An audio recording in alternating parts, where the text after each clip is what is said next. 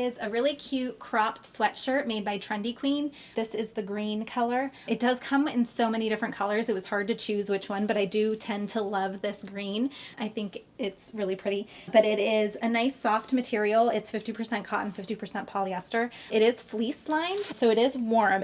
Even though it feels lightweight, I do think that it will keep me warm, especially as we get into the fall season. And now with the style is cropped and higher waisted jeans. I think it's really cute. It complements, it goes really well with jeans. It does have a hood, but I do that it is a zippered hoodie because a lot of times ones with zippers don't have the hoods. So I think it's a nice mix of being able to have a hoodie but have it be zip up. It does have the thumb holes, which is nice as well. This is a size small. I think it's pretty true to size.